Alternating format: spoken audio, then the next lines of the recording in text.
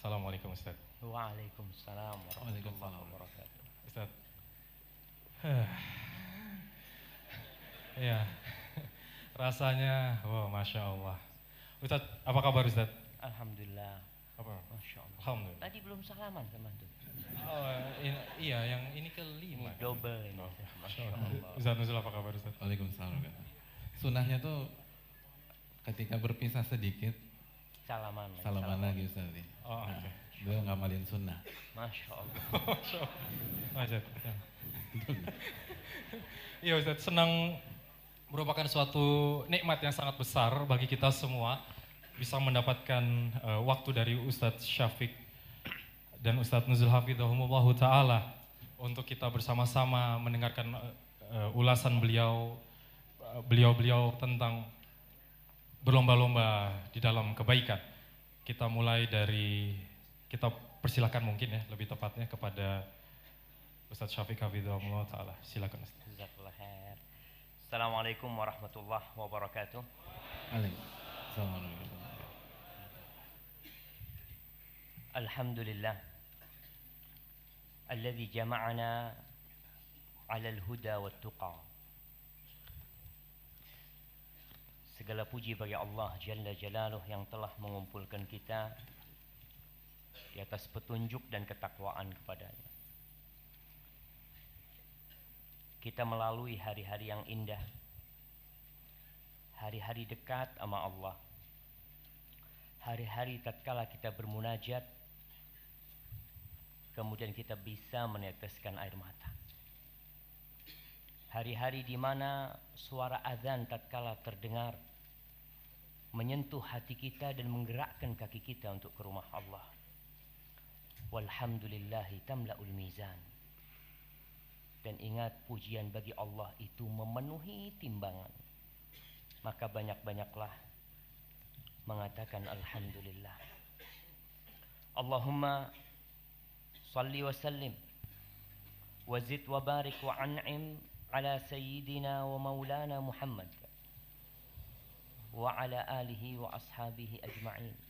Ya Allah, semoga salawatmu, salam, berkah dan nikmatmu senantiasa tercurahkan untuk hamba kekasihmu, untuk baginda Nabi kita Muhammad sallallahu alaihi wasallam, yang melalui jalan beliau kita jadi faham siapa itu Allah, apa yang harus kita peruntukkan, apa yang seharusnya kita lakukan untuk Allah Jalla Jalaluh. Maka setiap salat kita senantiasa mengatakan assalamu alayka ayyuhan nabi wa rahmatullahi wa barakatuh. Semoga salat bersambung untuk keluarga beliau, untuk istri-istri beliau, untuk putra-putri beliau, dan untuk seluruh sahabat Nabi. Masya Allah. Saat mic-nya didekatkan lagi. Mana mau didekatkan lagi antum? Nggak ada yang dipegang. Masya Allah. Gitulah Masya Allah. Anak bersuka. Allahumma salli wa sallim ala Sayyidina wa Maulana Muhammad. Amma ba'd. Jamaah rahimakumullah. Hari ini kita berjumpa kembali. Ana begitu berbahagia didampingi oleh Ustaz Nuzul hafizahullah ta'ala. Walaupun di tengah ana ada dia nih. Nah, ya seharusnya ana berdampingan sama antum Ustaz. Cuma siapa yang nyeting kayak gini nih? Dia kan bisa di sebelah kiri Ustaz gitu kan, ana berduaan sama beliau. Tapi ya wallahu a'lam jamaah, kadangkala kita harus bersabar menghadapi. Baik, hari ini kita akan berbincang tentang persaingan, tentang berlomba-lomba. Sejatinya sudah menjadi tabiat manusia, kita suka bersaing, kita suka berlomba-lomba, kita ingin meraih sesuatu untuk diri kita sendiri. Coba kita lihat setiap pagi orang-orang yang berada di lampu merah. Antum yang naik motor, Antum nunggu lampu itu hijau. Kemudian semuanya ngebut untuk meninggalkan tempat tersebut. Terkadang ada yang mencuri start. Lampunya masih merah, dia udah lari. Kenapa? Nggak ada polisi. Ustaz. Di pasar, hiruk pikuk manusia. Dan subhanallah jamaah. Ana tadi pagi keluar rumah jam 4. Ana menuju ke stasiun, naik motor diantar mahasiswa. Ana lewat pasar. Subhanallah, jam 4 itu rame pasar. Apa yang sedang dicari sama mereka? Mereka sedang bersaing untuk mendapatkan pelanggan. Mereka bersaing untuk mendapatkan gaji yang lebih, bukan gaji, keuntungan yang lebih besar dari orang lain. Kita lihat di pantai, tengah malam, pagi hari, sore hari, nelayan pun bersaing. Mereka ingin mencari tempat yang paling strategis untuk menghasilkan ikan. Kemudian di hutan, siapa yang berangkat ke hutan berburu? Kadangkala mereka berburu rombongan, satu sama lain berlomba-lomba untuk menunjukkan hasil buruan dia adalah yang terbesar. Di kantor, di rumah sakit, ada yang bersaing untuk menjadi pasien yang pertama. Terpaksa. Karena dia tidak ingin menunggu lama. Tapi semuanya bersaing. Kemudian di kampus-kampus.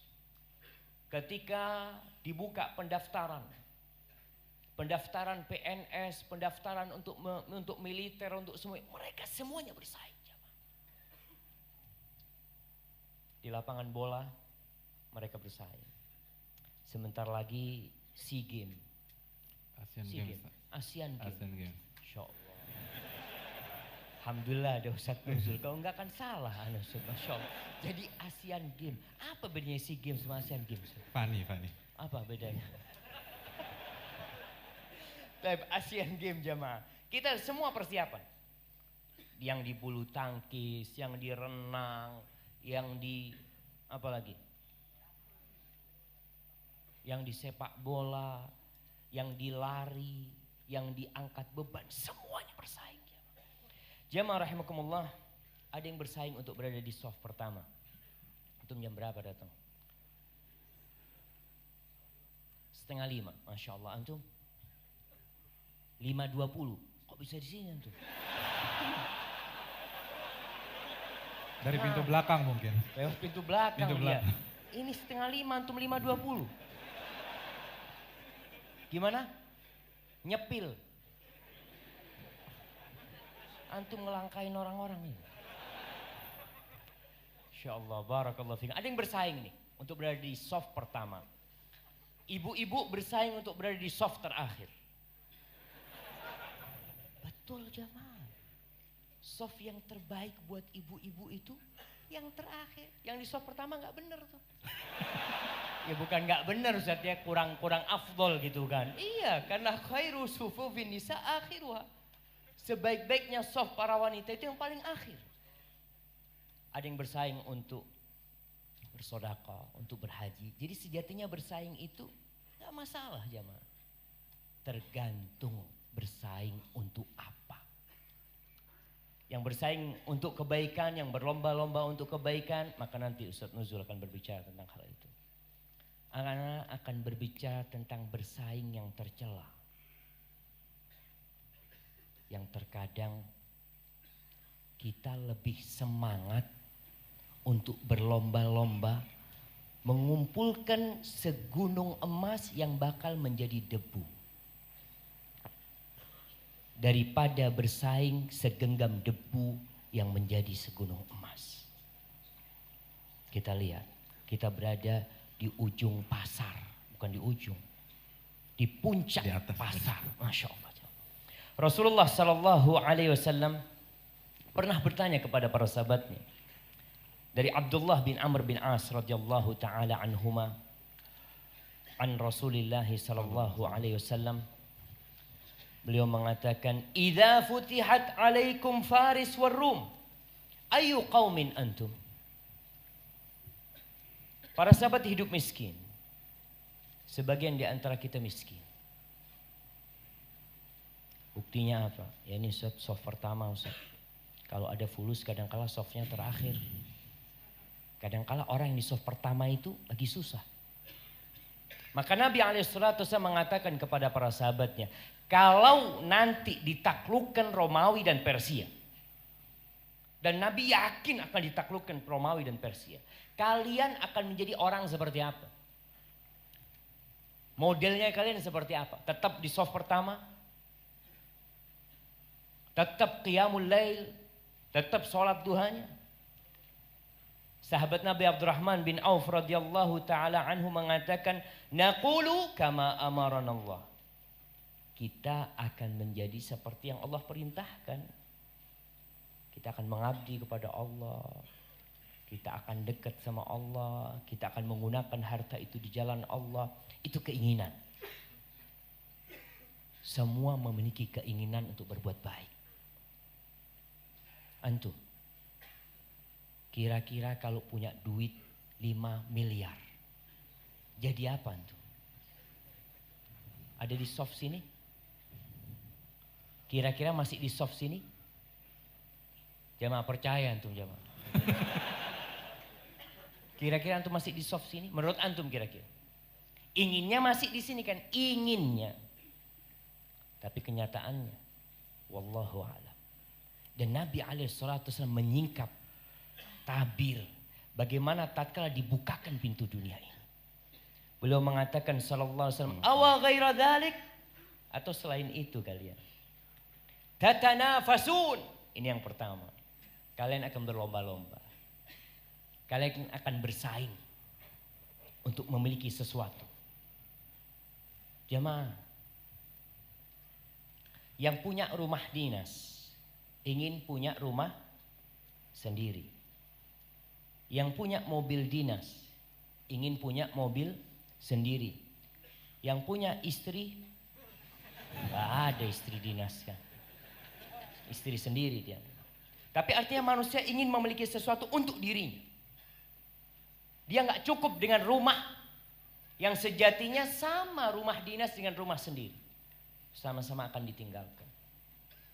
Maka Nabi mengatakan sallallahu alaihi wasallam, tatanafasun, kalian akan bersaing ketika itu. Kemudian thumma tatahasadun. Bersaing biasanya akan mengantarkan kepada hasud, iri, dengki. Lihat dagangan temennya laris, padahal bukanya bareng. Sama-sama jam 7 baru buka. Tapi temannya ramai, dia sepi. Maka akan terjadi tata hasad. Kalau sudah hasad, kemudian apa? Thumma tatadabarun. Akan saling memberikan punggung. Tidak bertegur sapa lagi. Sudah. Gara-gara apa? Gara-gara bersaing. Kemudian yang terakhir, thumma tatabaghadu. Rawahu Muslim. Lalu yang terakhir, kalian akan saling bermusuhan, saling membenci. Antum lihat orang-orang yang bersaing. Ketika dia lupa dengan hakikat keberadaan dia di dunia ini, akan saling hasad. Kemudian di hadis yang lain, yang diriwayatkan Imam Muslim juga dari Abu Hurairah radhiyallahu taala anhu, bahwa Nabi alaihissalatu wassalam bersabda, la taqumus sa'ah hatta yahsiral furatu an jabalin min dhahab. Tidak akan terjadi kiamat sehingga sungai Efrat itu menguak ada gunung dari emas. Para ulama menjelaskan, apakah benar gunung emas?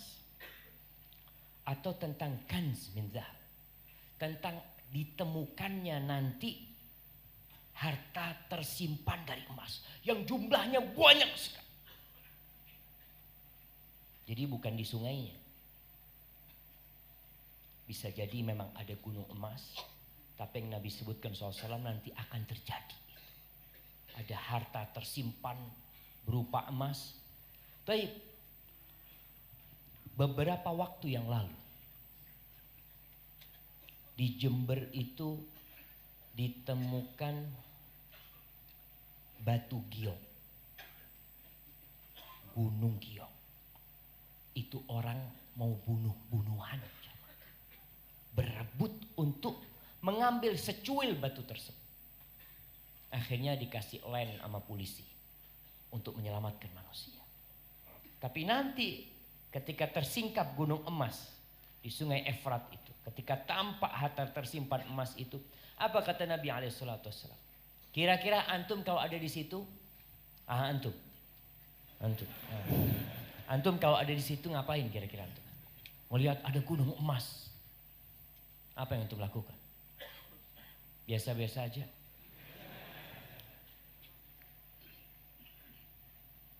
Terserah antum mau ngapain nanti di sana. Umpamanya ginilah, kalau itu masih terlalu jauh lah buat antum. Di tengah situ ada pembagian duit, satu orang $1.000. Antum tetap duduk di sini? Karena tetap istiqomah. Antum akan berebut. Itu tabiat manusia jamaah. Itu tabiat manusia. Kita akan berebut, kita akan bersaing untuk menghasilkan apa yang diperebutkan di sana. Karena Allah telah mencintakan kepada kita dunia ini. Zuyyina linnas hubbus syahwat minan nisa wal banin wal qanatiril muqantarah. Nabi SAW menggambarkan sebuah peristiwa yang sangat memprihatinkan. Apa kata Nabi SAW? Yaqtatilun nas alaih. Manusia akan bertarung, akan bunuh-bunuhan untuk mendapatkan emas tersebut. Fayuqtalu min kulli mi'atin tis'atun wa tis'un. Dari setiap 100 orang yang bertarung, yang mati berapa? 99. 99 mati. Selesai, masih ada yang lainnya. Dia selamat. Lalu Nabi mengatakan wa yaqulu kullu rajulin, setiap orang mengatakan la'alli akun ana alladhi anju. Mungkin aku yang akan menguasainya, mungkin aku yang akan menang. 99 mati temannya. Tapi masih ada ambisi di diri dia kalau dia mungkin bisa menghasilkan emas tersebut. Buat apa jemaah? Kalau dia menghasilkan emas tersebut. Semua temannya mati, dia duduk di atas emas tersebut. Enak hidup dia? Tidak ada. Tapi memang ambisi untuk bersaing yang ada pada diri manusia yang harus diarahkan. Diarahkan kemana? Sebentar lagi Ustaz Nuzul akan menceritakan. Diarahkan kepada yang positif. Tadi imam kita waktu sholat maghrib di rakaat pertama baca surat apa? Jamaah. Ana tadi terlalu khusyuk sholatnya Ustaz. Jadi sampai. Ya Allah jamaah, ana kasih hadiah. Masya Allah, cuma 2 hadiahnya. Oh ada lagi, tenang jamaah. Ya, bunyi suratnya gimana yang dibaca tadi? Masya Allah, barakallahu fikum, jazakallah khair. Jamaah kalau kita sholat dengerin imam,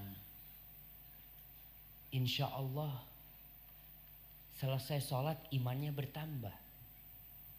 Karena memang Allah sebutkan, alladzina idza dzukirallah wajilat qulubuhum wa idza tuliyat alaihim ayatuhu zadatuhum imana. Kalau dibacakan kepada mereka ayat-ayat Allah bertambah imannya. Tapi kadangkala kita enggak memperhatikan. Enggak Ustaz. Bukan enggak memperhatikan Ustaz. Antum ngapain tadi waktu imamnya sholat? Sholat juga kan, alhamdulillah. Baik. Allah sebutkan Al-Maidah ayat 35, 36, 37. Ini ayat sebelum Al-Maidah 51. Supaya kita faham Al-Quran ini satu keutuhan bersama. Ada orang yang hanya mengamalkan Al-Maidah 51, yang lainnya kok nggak diamalin. Quran tuh bukan cuma Al-Maidah 51. Quran itu dimulai dengan Al-Fatihah, diakhiri dengan An-Nas. Itu yang harus kita amalkan. Di Al-Maidah ayat 35 Allah mengatakan, ya ayyuhalladzina amanu taqullaha wabtaghu ilaihil wasilah la wajahidu fi sabilihi la'allakum tuflihun. Wahai orang-orang yang beriman, bertakwalah kepada Allah dan carilah menuju Allah itu wasilah, perantara yang mendekatkan diri kepada Allah. Ketaatan. Ini yang seharusnya kita persaingkan. Yang seharusnya kita berlomba-lomba untuk menjadi orang yang paling dekat sama Allah. Wajahidu fi sabilihi la'allakum tuflihun. Dan berjuang kalian. Jangan malas-malasan. Di jalan Allah agar kalian sukses. Kemudian Allah sebutkan tentang persaingan orang-orang yang akhirnya tidak ada hasilnya. Tentang dunia yang dikumpulkan, tentang gunung emas yang diperebutkan, tentang tanah yang kadang-kala kita melihat kakak beradik tidak bertegur sapa gara-gara tanah warisan. Tidak bertegur sapa gara-gara kakaknya tinggal di rumah warisan. Allah mengatakan tentang dunia ini, innal ladzina kafar law anna lahum ma fil ardi jami'an wa mithlahu ma'ahu liyaftadu bihi min adzabi yaumil qiyamah ma tuqbila minhum walahum adzabun alim. Sesungguhnya orang-orang yang kafir, andai kata mereka memiliki dunia ini yang kita lagi perebutkan, memiliki pasar ini, memiliki Jakarta ini, memiliki Jakarta kecil yang sedang dibangun, memiliki Jawa, memiliki dunia, dan double bukan satu milik dia. Dia ingin menebus dirinya dari azab Allah, nggak diterima. Kenapa? Karena dunia ini nggak ada artinya buat Allah. Dunia ini tidak lebih daripada bangkai anak kambing yang cacat. Allah nggak akan terima. Walahum adzabun alim. Yuriduna ayyakhruju minan nar. Mereka ingin keluar dari api neraka dengan menebus dirinya dengan segala yang dia miliki. Tapi apa gunanya? Yauma la yanfa'u malun wala banun. Hari yang tidak berguna harta dan anak. Maka jangan bersaing, jangan berlomba-lomba untuk sesuatu yang bakal jadi tanah dan akan kita tinggalkan. Kita akan dengarkan dari Ustaz Nuzul apa yang seharusnya kita perebutkan dalam kehidupan ini. Fadhal Ustaz, jazakallahu khair. Barakallahu fikum.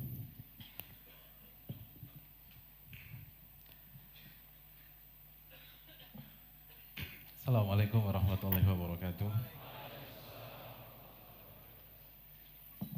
Gantung borong aja sampai jam 9. Alhamdulillah wassalatu wassalamu ala Rasulillah wa ala alihi wa sahbihi wa wala ba'd. Hadirin yang dirahmati oleh Allah Subhanahu wa taala. Sebenarnya bukan kapasitas saya mendampingi beliau di sini. Ini mulai nih. Kita sampai Ini giliran saya, Ustaz.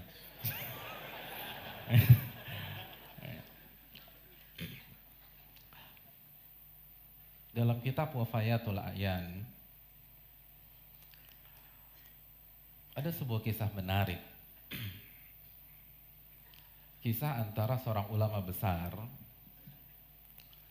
yang bernama Raja bin Haywah bersama sahabat beliau yang tidak lain tidak bukan, siapa sahabat beliau? Sahabat Raja bin Haywah, Umar bin Abdul Aziz.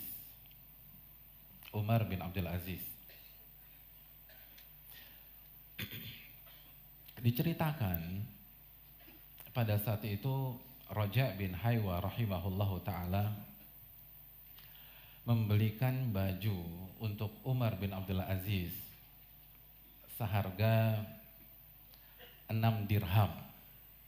6 dirham. Murah hadirin. Gak mahal. Hanya 6 dirham. Begitu dipersembahkan kepada sang khalifah, apa kata Umar bin Abdul Aziz? Huwa ala ma uhibbu laula anna fihi lina. Kata beliau, saya suka nih baju ini. Ini selera saya banget. Dalam bahasa kita, ini gue banget nih. Tapi kayaknya masih terlalu bagus. Masih sangat lembut. Bahasanya ada yang lebih murah enggak? Ini kebagusan. 6 dirham hadirin. 6 dirham. Itu begitu Umar bin Abdul Aziz menyampaikan hal tersebut, Roja menangis secara spontanitas. Khalifah beliau dan khalifah umat Islam diberikan baju gak mahal, 6 dirham, lalu mengatakan ini terlalu bagus buat saya suka sih tapi terlalu bagus. Lalu Umar bin Abdul Aziz bertanya kepada Roja bin Haywa rahimahullahu ta'ala, apa yang membuat engkau nangis wahai Roja? Apa kata Roja? Oh ya khalifah, ingat enggak? Sebelum engkau jadi khalifah, pada saat engkau menjadi amir atau wali, wali, saya pernah membelikan engkau sebuah baju harganya 600 dirham. Lebih mahal. Tadi berapa? 6 dirham, sekarang 600 dirham. Ingat gak komentar engkau pada saat itu? Engkau mengatakan, huwa ala ma uhibbu laula anna fihi khusyunah. Ini favoritku, jadi ini gue banget juga. Tapi kayaknya bahannya masih kasar deh. Artinya ada yang lebih mahal nggak? Ada yang lebih bagus nggak? Tapi sekarang ketika engkau menjadi khalifah, lebih tinggi lagi, engkau memimpin seluruh umat Islam, tiba-tiba engkau dikasih 6 dirham dan engkau mengatakan ini kemahalan. Hadirin yang dirahmati oleh Allah. Apa jawab Umar bin Abdul Aziz? Karena tindakan beliau ini antitesis. Seharusnya semakin tinggi jabatan seseorang, fasilitasnya semakin bagus. Dan ada harga, ada barang. Barang nggak nipu kata orang pasar. Semua yang bagus itu ada harganya. Tapi beliau membuat sebuah sikap antitesis bertolak belakang. Dari 600 ke 6 dirham, ini masih kemahalan. Apa jawaban Umar bin Abdul Aziz? Ini yang harus kita renungkan hadirin. Kata beliau, inna li nafsi tawaqah. Wahai Raja, aku punya jiwa yang sangat ambisius. Nggak pernah puas, ambisius. Taqat ila Fatimah binti Abdul Malik fatazawwajtuha. Aku dulu berambisi menikahi Fatimah binti Abi Malik, dapat tuh married sama dia, nikah sama dia. Wa taqat ila al-wilayah atau al-imara fawalaituha. Lalu aku mengincar jabatan sebagai seorang gubernur, dapat. Saya jadi gubernur. Lalu setelah itu wataqat ilal khilafah fa'adraktuha. Lalu setelah itu saya berambisi jadi khalifah. Kalau gubernur hanya berkuasa di sebuah wilayah, lalu saya dapatkan, saya nggak puas sampai di situ. Saya ingin mendapatkan jabatan khalifah yang menguasai seluruh umat Islam yang ada di permukaan bumi. Dan aku dapatkan itu. Kan gitu ya. Itu logika manusia. Logika manusia. Dan kita atau mayoritas kita itu hidup dibangun di atas pola pikir demikian. Masalah mobil aja lah, simpel. Apa mobil pertama antum ketika antum punya duit? Nggak ada yang punya mobil Ustaz di sini. Salah sebetulnya. Yang cowok biasanya kan otomotif, kalau punya uang spendnya di mobil. Ini boleh sebut merek nggak sih? Boleh ya? Boleh nanti disensor aja. Kalau seseorang itu Toyota Mandit misalnya, dan gaji pertamanya dia beli Avanza, terus dapat duit lagi, kira-kira dia beli apa? Siapa yang Agya? Gak ada. Dia akan beli Rush. Dapat uang lagi, dia puas dengan Rush? Enggak. Dia akan beli apa? Aduh, masalah mobil aja khilaf di sini, Ustaz. Potensi konflik antum besar ternyata. Dia akan beli Innova. Dapat uang lagi, dia mau beli apa? Kalau dia masih mau main di SUV, dia akan beli Harrier atau Fortuner. Kalau dia ingin pilih sedan, dia akan beli Camry. Terus dia dapat uang lagi, terus dia beli apa? Dia akan beli Alphard. Dia dapat uang lagi, dia beli apa? Dia pengen touring, dia pengen off-road, dia akan beli Land Cruiser, tapi yang banci katanya, yang Prado dalam tanda kutip. Lalu setelah itu dia beli yang jantan beneran. Bener nggak nih hadirin? Itu manusia. Dan begitunya Umar bin Abdul Aziz. Namun yang membedakan kita dengan Umar bin Abdul Aziz ada kelanjutannya. Dia bilang, saya pengen nikah sama Fatimah, dapat tuh. Saya pengen jadi gubernur, dapat jadi gubernur. Saya pengen jadi khalifah, dapat jadi khalifah. Lalu dia manusia, apalagi orang yang punya jiwa besar seperti beliau, selalu akan berbicara what next, what next, what next. Lalu selanjutnya apa lagi? Lalu apa lagi? Apa lagi?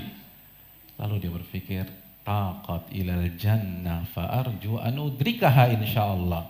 Lalu ternyata aku menemukan jawabannya. Jawabannya surga. Maka aku berharap aku mendapatkan surga itu insyaallah ta'ala. Hadirin yang dirahmati oleh Allah. Ambisi kita bersaing harus diarahkan ke sini. Jangan berhenti dari dunia. Jangan berhenti hanya di dunia saja. Harus bermain di level yang paling tinggi. Dan level yang paling tinggi adalah surga. Makanya Allah mengatakan dalam surat An-Nazi'at ayat 26, "Wa fi dzalika falyatanafasil mutanafisun." Dan untuk kenikmatan surgalah hendaknya para kompetitor itu bersaing. Para orang-orang besar itu bersaing di surga. Jadi Allah katakan bahwa olimpiadenya orang-orang beriman itu cari piala namanya surga. Bukan harta, bukan jabatan, bukan wanita. Karena disitulah orang-orang besar dari setiap generasi itu bermain.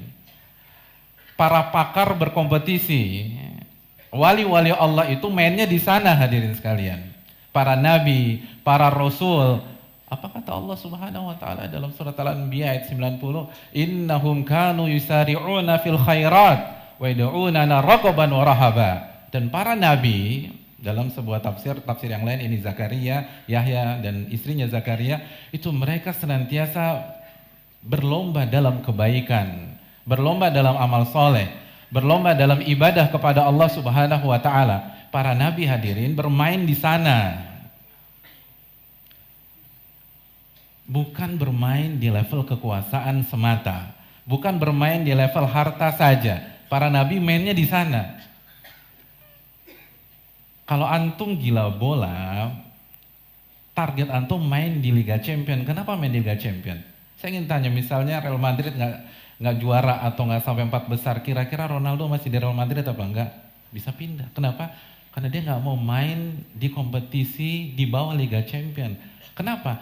Karena pemain-pemain bola terbaik itu mainnya di sana. Mainnya di sana. Pemain dia jago basket, dia akan ngincar NBA karena di NBA itu pemain-pemain terbaik itu main di sana. Dia pembalap, dia nggak hanya berhenti di go-kart aja, dia ngincar F1. Karena F1 itu isinya seluruh pembalap-pembalap terbaik. Antum punya klub motor nih. Antum nggak hanya main di 125 cc, 250 cc, antum main di MotoGP. Karena pembalap-pembalap motor terbaik itu main di sana. Nah, kalau kita bicara yang lebih abadi sebagaimana yang beliau sampaikan, main di kebaikan, main di pahala, main di akhirat, main di level di mana kita bisa mendekat kepada Allah Subhanahu wa taala. main di level ketika Allah berfirman dalam surat Al-Waqi'ah ayat 24, was-sabiquna as-sabiqun ulaika humul muqarrabun fi jannatin na'im. Itu main. Orang-orang yang dulu-duluan kata Allah, berkompetisi. Ulaikal muqarrabun, mereka yang didekatkan kepada Allah, didekatkan ke surga. Kalau antum main cari piala di mana antum bisa melihat wajah Allah Jalla wa Ala. Antum cari hadiahnya yang kekekalan abadi, itu permainan. Itu kompetisi. Itu orang-orang besar main di sana. Wa fi dzalika falyatanafasil mutanafisun. Di situ mainnya. Orang-orang beriman itu main di level tertinggi. Bukan main di level dunia. Tidak diharamkan, tapi jangan berhenti di sana. Karena Nabi SAW mengatakan, "Lau kanatid dunya ta'dilu indallahi janaha ba'udha ma saqat kafira syurbata ma." Kalau dunia itu senilai dengan salah satu sayap nyamuk, maka orang-orang kafir tidak akan Allah akan berikan minum walaupun seteguk air. Gak ada artinya. Gak ada artinya. Satu sayap nyamuk. Saya ingin tanya, ada berapa nyamuk di rumah antum? Kalau satu hilang atau dua hilang, tiga hilang, kira-kira antum galau nggak? Kenapa bendera kuning mas? 3 nyamuk meninggal Pak Ustadz di rumah saya. Atau nggak peduli, nggak ada artinya. Kalau antum berhasil buat peternakan nyamuk, antum bangga? Nggak bangga juga. Jadi hilang tuh nyamuk antum nggak peduli, banyak nyebelin, hadirin nyebelin. Nabi katakan itu satu sayap nyamuk, nggak ada artinya. Antum main di level atas. Itu Umar bin Abdul Aziz, dia udah puas. Jadi kalau antum pola pikirnya dunia, sebelum hijrah orientasinya dunia. Begitu hijrah pola pikirnya dunia lagi. Ya antum stagnan. Antum bukan orang-orang besar. Orang-orang besar itu selalu berpikir apa berikutnya? Apa berikutnya? Apa berikutnya? Itu Umar bin Abdul Aziz. Saya udah dapat wanita, saya Fatimah binti Abdul Malik. Wanita saleh. Saya udah dapat jabatan, saya udah jadi gubernur, saya udah jadi khalifah. Terus apa lagi? Surga. Itu orang-orang besar. Itu areanya para nabi. Itu areanya para sahabat, itu areanya para tabi'in, itu areanya para ulama, itu areanya orang-orang yang merupakan pakar tafsir, pakar fikih, pakar hadis. Antum gabung di sana. Itu arenanya mereka. Bagaimana berbuat kebajikan. Ambisi itu harus diarahkan ke sana hadirin yang dirahmati oleh Allah Subhanahu wa taala.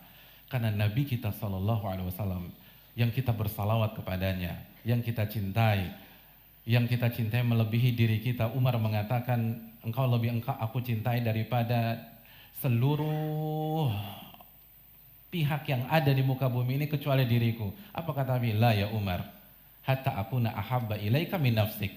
Sampai aku lebih engkau cintai daripada dirimu sendiri. Sosok itu bermain di kompetisi akhirat hadirin. Seperti apa beliau berkompetisi, kita persilahkan Ustaz Syafiq Hafizahullah Ta'ala untuk menyampaikan.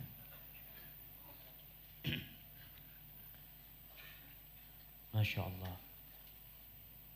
Antum kenapa berdiri? Mau komat sendiri di sana? Komat di sini komatnya.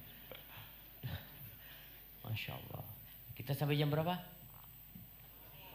Jam 10. Ya jam 11 nggak apa-apa mau tidur sini.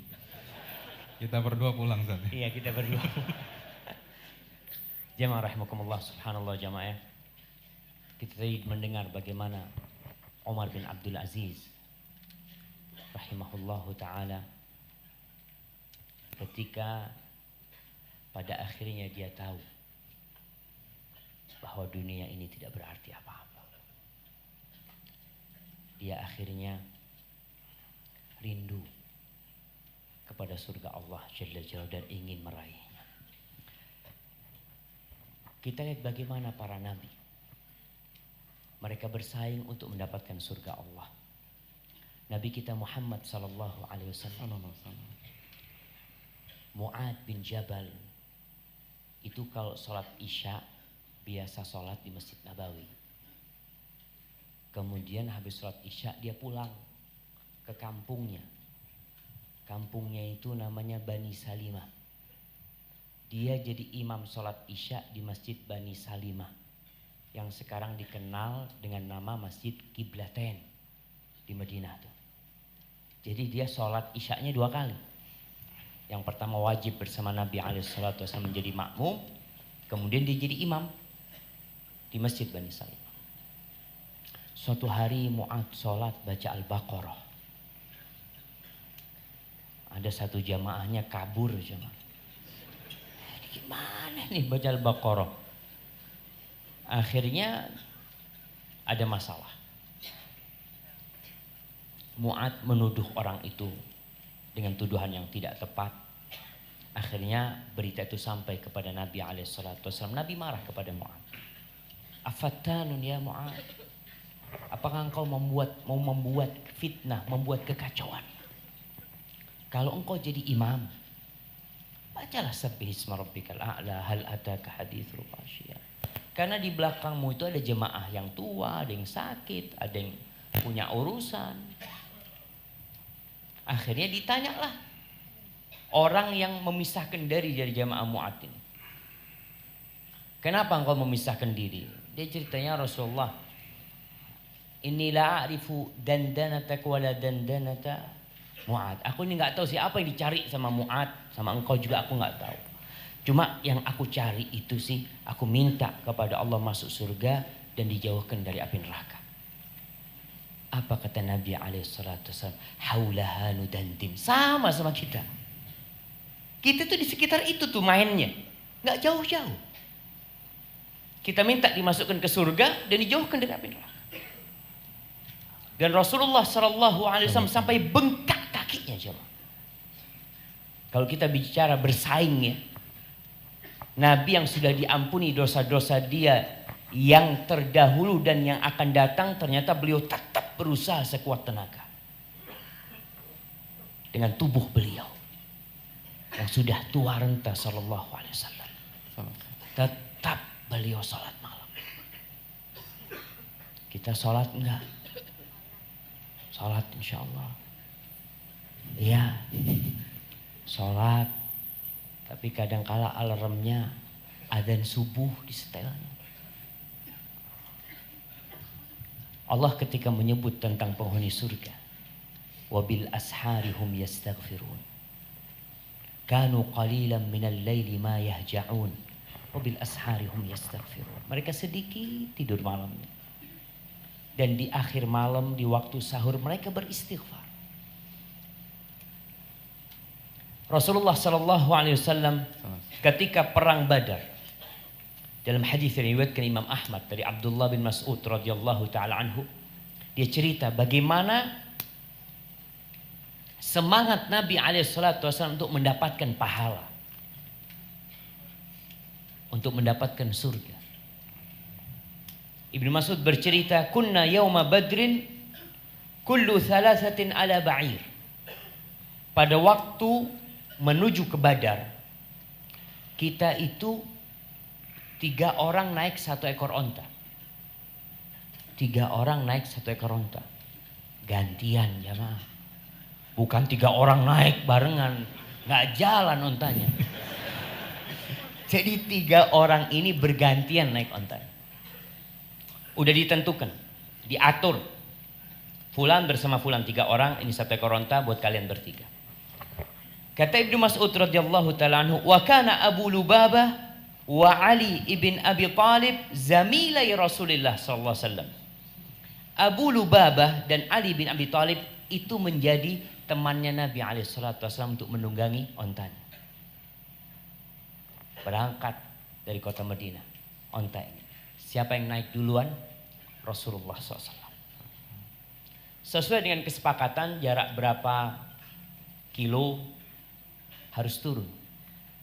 Ketika Rasulullah SAW hendak turun, apa kata Ali bin Abi Thalib dan Abu Lubabah? Nahnu namshi anka ya Rasulullah SAW. Ya Rasulullah, silakan engkau terus naik. Jatahmu untuk berjalan kita gantikan. Subhanallah jamaah. Mungkin kalau kita ada yang menggantikan, alhamdulillah, jazakallah khair, syukur. Antum murid yang bagus gitu. Masya Allah. Tapi apa kata Nabi SAW? Ma antuma bi aqwa minni alal mashi. Wala ana bi aghna anil ajri minkuma. Kalian tidak lebih kuat dari aku dalam urusan berjalan. Dan aku tidak lebih butuh kepada pahala daripada kalian. Aku juga butuh sama pahala itu. Kalian naik. Bisa dibayangkan. Rasulullah SAW berjalan kaki demi untuk mendebukan kakinya di jalan Allah Jalla Jalaluhu. Agar beliau mendapatkan pahala kaki yang berdebu di jalan Allah Jalla Jalaluhu. Dan semua ada perhitungan. Itu dengan fisik beliau. Dengan harta. Anak kadangkala sedih ya melihat diri anak sih. Kita ini jadi lebih sering dikasih daripada memberi. Dikasih ini, kasih itu. Sampai ada seorang ustadz di kampus. Dia sampai marah sama mahasiswa. Dia pakai baju ditanya sama mahasiswa.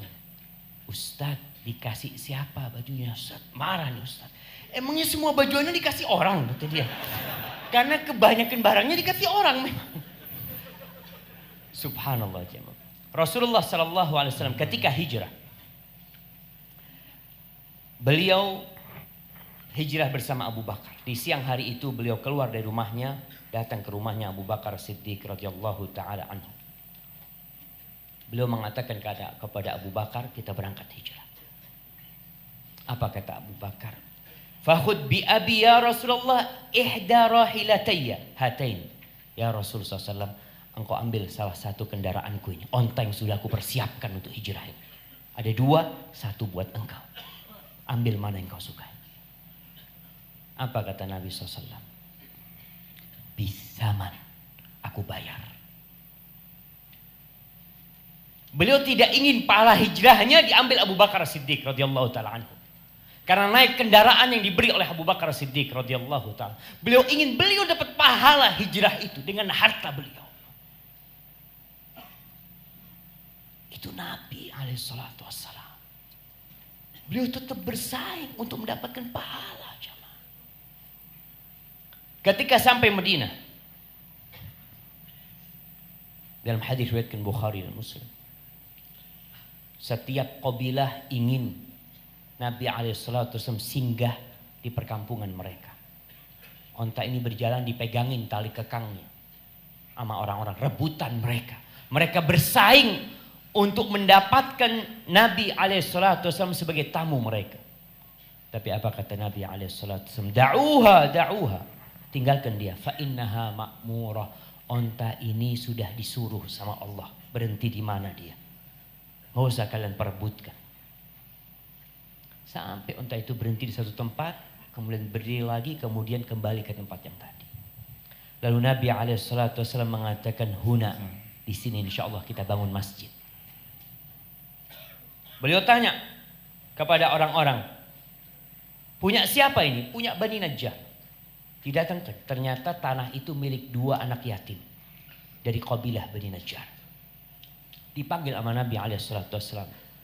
Nabi mengatakan kepada mereka, ya Bani Najjar, saminuni bihaitikum hadha. Berapa harganya tanah ini? Kebun ini berapa harganya? Aku mau bayar. Apa kata mereka? Wallahi la natrubu thamanahu illa minallah. Kita tidak ingin ambil harganya kecuali dari Allah Jalla Jalaluhu. Nabi biarkan? Enggak. Nabi bayar. Nabi bayar. Kenapa beliau bayar? Beliau ingin dapat pahala orang-orang yang sholat di masjid tersebut sampai hari ini. Antum bisa bayangin berapa orang yang berebut sholat di Raudhah dan pahalanya akan kembali kepada Nabi SAW karena tanah itu beliau yang beli SAW. Kita kan kadang-kala minta saja dan kita tidak pernah memberi. Dan kita merasa udah cukup. Alhamdulillah, jazakallah khair, barakallah fikum. Antum orang baik, Masya Allah, jazakallah khair. Kapan kita mau memberi? Dan ketika pembangunan masjid, Rasulullah SAW tidak duduk nongkrong melihat para sahabatnya membangun. Beliau ikut membangun jamaah.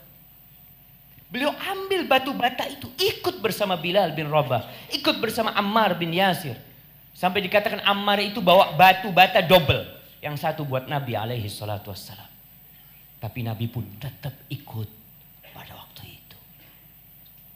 Kalau itu Rasulullah SAW, kita gimana jamaah? Kita bersaingnya di level mana?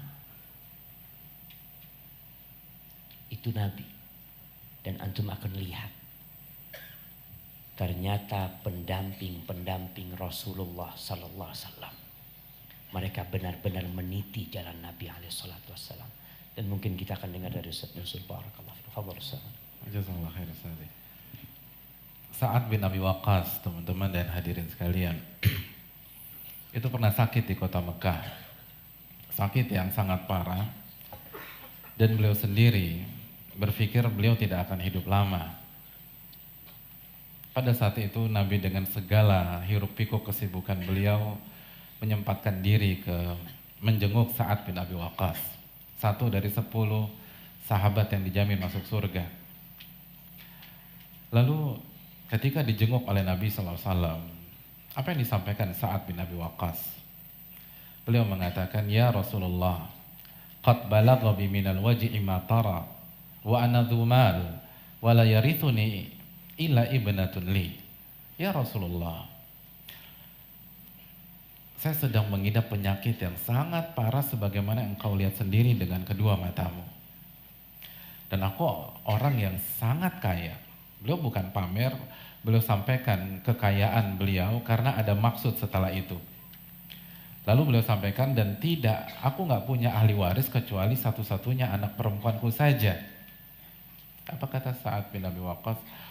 Afa atasaddaqu bi thulutsai mali, bi thulutsai mali. Ya Rasulullah, izinkan aku berinfak, bersedekah dengan 2/3 hartaku. Allahu Akbar. 2/3. Dan orang kaya. Kalau 2/3 orang miskin, mungkin masih lebih mudah.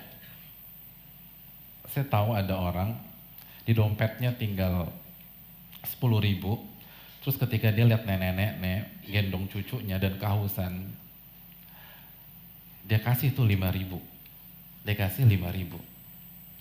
Berarti berapa persen? 50%. Tapi antum pernah dengar nggak? Ada nenek-nenek dengan cucunya yang membutuhkan, mereka miskin, lalu jalan-jalan di sekitar Kebayoran ini, lalu ketemu dengan salah satu pemilik rumah yang punya 3 unit di sini, terus kata dia, ambil aja 1 rumah tuh nek. Gak ada. Padahal 1 rumahnya itu nggak mungkin setengah dari hartanya. Semakin kita punya uang, semakin susah kita kasih dengan persentase yang besar. Tapi lihat bagaimana semangat berkompetisi Sa'ad bin Abi Waqqas. 2/3 hartanya. Apa kata Nabi? Lah, nggak boleh Sa'ad. 2/3 itu kebanyakan. Apa yang ada di benak Sa'ad? Semangat. Fastabiqul khairat. Beliau mengajukan proposal yang kedua. Fasyatru ya Rasulullah. Bagaimana dengan setengah ya Rasulullah? Bolehkah aku bersedekah dan berinfak dengan setengah hartaku? Apa kata Nabi SAW? La ya Sa'ad. Nggak boleh. Kebanyakan. Lalu Sa'ad mengatakan, fathuluthu ya Rasulullah. Bagaimana dengan 1/3 wahai Rasulullah? Apa kata Nabi SAW? Athuluthu wa thuluthu kathir. 1/3 ya Sa'ad. 1/3 sudah banyak dan maksimal. Coba kira-kira kalau kita berada di posisi Sa'ad, apa respon kita ketika Nabi SAW menolak proposal 2/3 kita? Ya Rasulullah 2/3. Lah, nggak boleh. Terus apa respon antum? Alhamdulillah. Terus alihkan perhatian.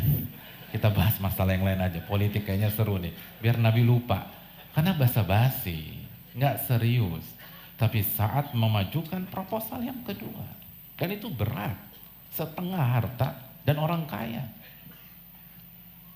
Hadirin yang dirahmati oleh Allah Subhanahu wa taala. Sebuah riwayat yang dikeluarkan Imam Tirmidzi menorehkan hal yang sama. Riwayat itu merekam bagaimana ambisi Umar bin Khattab radhiyallahu taala an untuk mengalahkan kompetitor sejati beliau, Abu Bakar As-Siddiq. Kata Umar bin Khattab radhiyallahu taala an, "Al-yauma asbiku Abu Bakar in sabaqtuhu al-yaum." Hari ini aku berambisi mengalahkan Abu Bakar As-Siddiq radhiyallahu taala an. Dan semua orang tahu mengalahkan Abu Bakar itu nggak mudah. Kita harus punya sebuah prestasi yang begitu luar biasa. Maka apa yang Umar lakukan pada hari itu? Beliau bawa setengah hartanya ke Rasul sallallahu alaihi wasallam, setengah harta. Lalu Nabi SAW bertanya, apa yang kau tinggalkan untuk keluargamu, wahai Umar? Apa kata Umar bin Khattab? Mithlahu. Semisalnya ya Rasul. Artinya ini 50%. Jadi kalau beliau punya 20M, 10M buat engkau, 10M saya tinggal di rumah. Itu udah pede banget Umar bin Khattab radhiyallahu ta'ala. Tiba-tiba Abu Bakar datang. Lalu terbelalaklah mata-mata yang ada di situ. Beliau bawa harta yang sangat banyak, yang tidak pernah terfikir oleh seluruh orang pada saat itu. Lalu Nabi SAW bertanya, apa yang kau sisakan untuk keluargamu ya Abu Bakar? Apa kata Abu Bakar? Allah wa Rasulah. Aku sisakan Allah dan Rasulnya yang akan menjamin keluarga aku. Semuanya 100% diberikan ke Allah Subhanahu wa taala dan untuk perjuangan Nabi sallallahu alaihi wasallam. Maka Umar mengatakan, mulai hari ini saya paham saya nggak akan bisa mengalahkan Abu Bakar As-Siddiq radhiyallahu taala an. 100% hadirin. 100%. Dan orang kaya. Jadi kalau kita nggak ada apa-apanya. Ada orang berinfak 1M, 2M, tapi tanya berapa hartanya? Kalau hartanya 50M, hartanya 40M, itu nggak ada apa-apanya. Seluruh hartanya diberikan untuk Allah dan Rasulnya. Itu profil orang-orang kaya. Gimana profil fakir miskin pada zaman itu? Harusnya kan pada seneng tuh, bayangkan orang-orang kayanya begitu. Ada yang setengah harta, ada yang seluruhnya, ada yang 2/3. Mari kita lihat profil orang-orang miskin pada zaman itu. Sebagaimana dikeluarkan Imam Bukhari, Imam Muslim. Suatu ketika datanglah orang-orang miskin ke Nabi SAW. Mengeluh. Kira-kira kalau orang miskin ngeluh, itu ngeluhin apa? Uang gedung, terus selain uang gedung. SPP, sembako, BBM. Coba kita lihat bagaimana keluhan orang miskin pada zaman Nabi SAW. Ya Rasulullah, dhahaba ahlud duthuri bil ujur. Ya Rasulullah, orang-orang kaya itu telah mengalahkan kita dengan memborong pahala yang sangat banyak. Allahu Akbar. Mereka nggak tertarik dengan mobilnya orang kaya.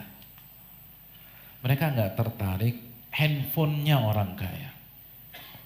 Mereka nggak mupeng dengan tasnya orang kaya. Mereka nggak tertarik dengan bagaimana mewahnya rumah orang kaya, apakah lantainya marmer atau kayu parkit, apakah di sana ada kolam berenang. Mereka peduli mereka. Apa yang mereka pikirkan? Yusalluna kama nusalli. Mereka sholat dan kita orang-orang miskin juga sholat. Jadi orang-orang kaya sholat tuh pada zaman Nabi.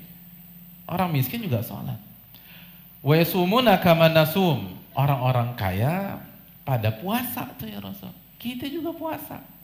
Jadi orang kaya dulu bukan hanya puasa Ramadan, Senin Kamis, sebagai mereka Nabi Daud. Kita puasa. Walahu fadlun min amwalihim. Tapi mereka punya keutamaan dari harta mereka yang sangat banyak.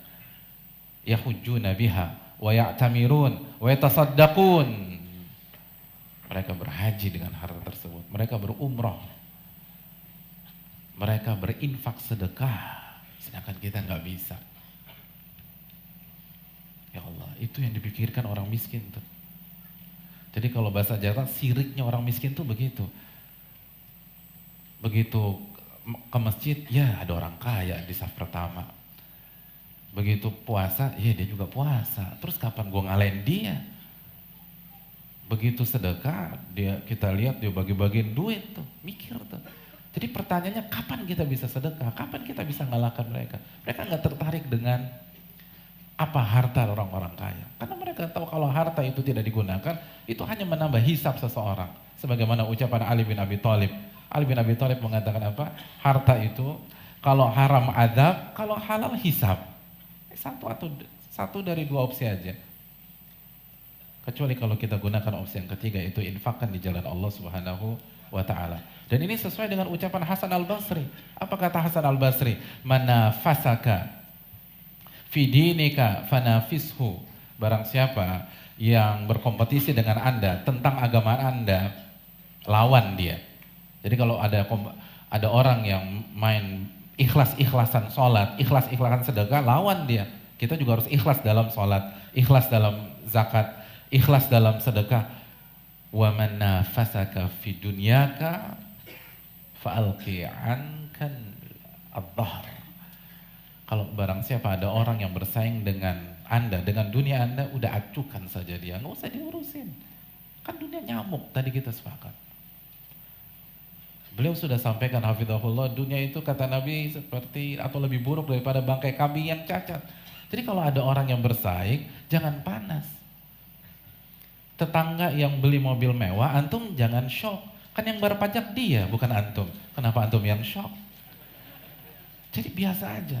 Tapi kalau ini orang kok rajin zikir, hafal Al-Qurannya banyak. Kalau dia jadi imam di di masjid komplek, dia udah baca juz 29, juz 28. Sedangkan kita maghrib aja masih maju mundur kalau disuruh jadi imam. Nah ini yang harus kita pikirkan, ini gimana nih, kok kita kalah sama dia? Apalagi kalau dia kaya juga, jangan sampai 2-0, udah di dunia kalah, di akhirat kalah lagi. Nah itu yang dipikirkan oleh orang miskin. Ini gimana sih? Kita sholat, dia sholat. Kita puasa, dia puasa sunnah juga tuh orang-orang kaya. Giliran sedekah kita nggak bisa ngasih, kita dikasih terus. Jadi galau. Jadi orang-orang beriman kalau dikasih itu nggak nyaman. Dikasih tuh mikir, kapan kita bisa ngasih nih? Lalu diajarkanlah bocorannya oleh Nabi SAW. Apa kata Nabi SAW? Kata Nabi, tusabbihun, wa tahmadun, wa tukabbirun, dubura kulli salat, 33. Anda mau ngalahkan orang-orang kaya, gini tipsnya kata Nabi SAW. Selepas sholat wajib, bertasbihlah, bertahmidlah, dan bertakbirlah masing-masing 33 kali. Senengnya minta ampun orang-orang miskin itu. Diamalin. Bocor ke orang kaya. Iya, orang miskin punya wirid baru nih. Punya senjata untuk melawan kita. Bocor. Akhirnya gara-gara bocor, diamalin sama orang kaya. Akhirnya si miskin bertasbih 33 kali, orang kaya begitu salam bertasbih 33 kali. Jadi nggak main handphone, bertasbih 33 kali. Bertahmid 33, orang-orang kaya bertahmid 33 kali. Orang-orang miskin takbir 33 kali, orang-orang kaya takbir 33 kali. Lapor lagi ke Nabi SAW. Ya Rasul gimana nih? Ini kalah lagi kita. Jadi bayangkan ya, yang ada di kepalanya dan di hatinya itu akhirat. Akhirat gimana kalah lagi? Lalu apa kata Nabi SAW? Dzalika fadlullahi yu'tihi may yasha. Yaitulah anugerah yang Allah berikan kepada orang yang Allah kehendaki. Udah deh, udah. Kayaknya kalah memang misalnya gitu.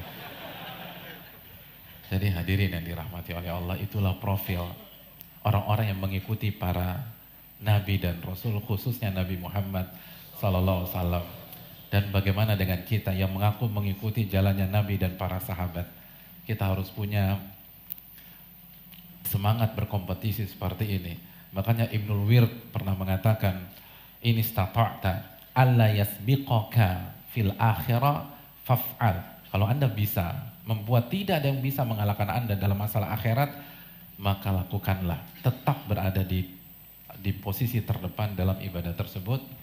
Dan ini yang bisa saya sampaikan dalam profil sahabat Nabi SAW, dan kita kembalikan ke beliau hafizahullah ta'ala. Jazakallah khair Ustaz, barakallahu fikum. Masya Allah jemaah, Nabi SAW mengatakan khairun nasi qarni thumma alladhina yalunahum thumma alladhina yalunahum.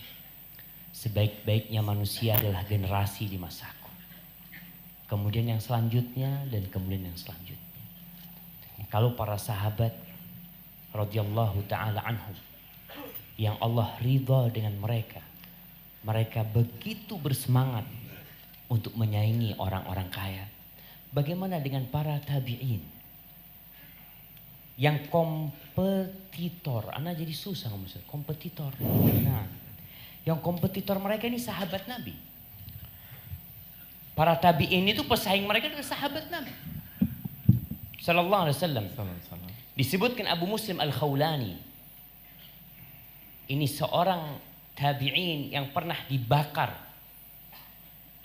oleh siapa Ustaz? Aswad Al-Ansi, salah seorang yang mengaku menjadi nabi di Yaman. Kemudian dia bisa berjalan di atas api dengan selamat. Kemudian dia sampai ke kota Madinah, bertemu dengan Umar bin Khattab radhiyallahu taala anhu. Dikecup keningnya oleh Umar bin Khattab radhiyallahu taala anhu, mengatakan, alhamdulillah, segala puji bagi Allah yang menampakkan kepada aku di umat Nabi Muhammad SAW yang diberlakukan seperti diberlakukan Khalilullah Ibrahim alaihissalam, dibakar oleh kaum. Gimana sih ibadahnya Abu Muslim Al-Khawlani? Beliau mengatakan, beliau itu kalau sudah sholat malam, kemudian kakinya capek, fa idza ta'ibat qadamah darabaha biyadih, kakinya dipukul dengan kedua tangannya. Diingatkan kakinya, mengatakan, ayah sabu ashabu Muhammadin sallallahu alaihi wasallam ay yasbiquna bi Rasulillah sallallahu.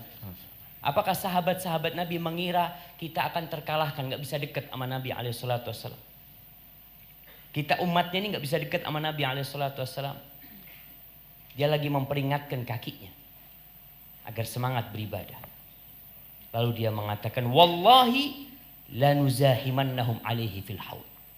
Demi Allah, kita akan berebutan untuk dekat ke Nabi alaihi salatu wasallam kelak di telaga Nabi alaihi salatu wasallam. Karena meeting point kita bersama adalah telaga Rasulullah SAW.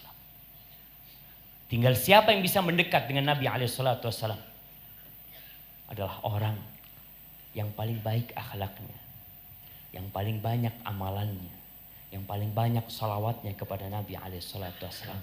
Mungkinkah kita bisa bersaing? Gak mungkin kita bisa mengalahkan sahabat Nabi radhiyallahu ta'ala anhu, tapi kita bisa mendekat dan bertemu dengan Nabi alaihi salatu wasallam. Kita lihat para tabi'in. Qasim bin Abdurrahman bin Abdullah bin Mas'ud, cucunya Abdullah bin Mas'ud radhiyallahu ta'ala anhu. Al-Imam Al-Dhahabi dalam kitabnya Siyar A'lamin Nubala menceritakan, Muharib bin Dithar mengatakan, sahibna Al-Qasim bin Abdurrahman bin Abdullah bin Mas'ud ila Baitul Maqdis. Kita mendampingi Qasim bin Abdurrahman bin Abdullah bin Mas'ud kemana? Ke Baitul Maqdis, ke Palestina. Mereka berangkat ke Palestina. Ini bagi mereka yang berangkat umrah, bagi mereka yang berangkat haji, yang terkadang pulang tidak membawa apa-apa, hanya membawa gelar haji. Karena yang dia lakukan adalah menghambur-hamburkan waktu yang mulia ketika umrah itu untuk hal-hal yang tidak berguna. Sibuk dengan HP-nya, ngobrol, hanya belanja macam-macam. Apa kata Muharib bin Dithar tentang Qasim bin Abdurrahman ini? Fakana yafduluna, dia tuh menyaingi kita, melebihi kita di apa sih? Di belanjaan dia, di oleh-oleh yang dia beli. Bukan jemaah. Yafduluna bi kathratis shalah. Dia mendahului kita dalam urusan banyaknya sholat. Wasom, dan diam, nggak banyak ngobrol. Kemudian wasakha, dan banyak berbagi jamaah. Maka bagi teman-teman yang berangkat umroh, jangan kerjanya ngobrol doang dalam perjalanannya. Sampai di sana belanja, apalagi ibu-ibu. Pulang dari masjid, Masya Allah, mesti bawa tentengan plastik. Sampai suaminya ngelihat, ya Allah mau ditaruh di mana? Kan kita disuruh berbagi hadiah. Masya Allah, ya. Karena kalau mereka sibuk dengan dunia, dalam kondisi melakukan perjalanan ibadah, sibuk dengan dunia mereka. Kita lihat nih tabi'in. Malik bin Dinar. Sahabat Malik bin Dinar, Hausyab mengatakan kepada Malik bin Dinar. Diceritakan oleh Imam Zahabi dalam Syiar A'lamin Nubala. Ra'aitu ka'anna munadiyan yunadi ar-rahil ar-rahil. Aku bermimpi. Dalam mimpiku aku mendengar orang yang mengatakan, ayo berangkat, berangkat, berangkat. Dalam mimpiku. Famartahala illa Muhammad bin Wasi. Dari semua orang yang aku lihat, tidak ada yang beranjak dari tempatnya kecuali Muhammad bin Wasi. Dalam mimpinya dia. Apa yang terjadi? Malik bin Dinar menangis jamaah. Karena dalam mimpi itu dia tidak termasuk yang ikut berangkat menuju surga Allah Jalla Jalla. Tidak termasuk yang berangkat menuju akhirat. Tapi malah yang berangkat Muhammad bin Wasi. Siapa Muhammad bin Wasi? Dia seorang tabi'in. Imam Zahabi menceritakan tentang Muhammad bin Wasi. Ja'far bin Sulaiman mengatakan, kuntu idza wajadtu qaswatan fi qalbi. Aku kalau mendapatkan kekerasan di hatiku, jadi gak enak beribadah, gak khusyuk beribadah. Apa yang dilakukan oleh Ja'far bin Sulaiman? Ghadautu fa nadartu ila wajhi Muhammad bin Wasi. Cukup aku berangkat melihat wajahnya Muhammad bin Wasi. Kana ka'annahu thaqla. Wajahnya itu seperti orang, seperti ibu yang kehilangan anak. Penuh dengan kesedihan wajah. Al-Asma'i bercerita tentang Muhammad bin Wasi. Lamma safa Qutaibah ibn Muslim li Turk, ketika terjadi peperangan antara umat Islam dengan Turki pada waktu itu. Panglima umat Islam adalah Qutaibah ibn Muslim. Ketika lagi mengurusin saf umat Islam dan sudah berhadapan dengan safnya musuh dari kaum Turk, Qutaibah bin Muslim bertanya, mengatakan, aina Muhammad bin Wasi? Ada di mana Muhammad bin Wasi? Dicari itu orang. Dicari orang. Oh, ada di sana kata dia. Dia sedang pegang panahnya sambil menunjuk ke langit, sambil berkomat kamit dia. Apa kata Qutaibah bin Muslim? Tilkal usbu' ahabbu ilayya min mi'ati alfi sayfin syahir wa syabin tarir. Itu jari telunjuknya Muhammad bin Wasi lebih aku cintai daripada 100.000 pedang yang tajam dan 100.000 pemuda yang kuat. Jamaah. Mereka berlomba-lomba dalam kebaikan. Jamaah. Disebutkan Ja'far bin Sulaiman yang tadi meriwayatkan kalau dia lagi galau hatinya, lagi keras hatinya, dia mengatakan, inni la aghbitu rajulan ma'ahu dinahu wa ma ma'ahu minad dunya syai' wa huwa radin. Aku ini benar-benar apa? Hasud, apa ghibtah ini Ustaz? Biasanya Ustaz. Apa ya? Bukan iri ya, iri positif. Iri yang positif. Aku ini benar-benar iri kepada Muhammad bin Wasi, kepada orang, terhadap agama dia, padahal dia nggak punya apa-apa dari dunia ini. Dalam kondisi dia itu ridho. Kita kadang-kala jamaah, apa yang sedang kita cari kita tidak dapatkan, atau kita di PHK, atau proyek kita gagal, kita jadi susah. Tapi kita ketinggalan 2 rakaat sebelum subuh, biasa aja. Ketinggalan tidak sholat duha, biasa aja. Ketinggalan tidak qobliyah, biasa aja. maka mereka benar-benar bersaing dalam kebaikan. Sufyan bin Uyainah, Imam Dhahabi menceritakan bagaimana semangatnya Sufyan bin Uyainah untuk bersaing. Dia mengatakan, inni la ashtahi min umri kullahu an akuna sanatan mithla Ibn Mubarak. Sufyan bin Uyainah ulama hadis yang terkenal. Dia mengatakan, aku tuh berkeinginan semua umurku ini. Kalau umur dia 60 tahun, 70 tahun, aku ingin semua umurku ini seperti 1 tahun umurnya Abdullah bin Mubarak. Bayangkan, apa yang dilakukan Abdullah bin Mubarak? Kata Sufyan bin Uyainah, fama aqdir an akuna wala 3 ayyam. Aku nggak bisa menjadi seperti Abdullah bin Mubarak, hanya 3 hari saja nggak bisa.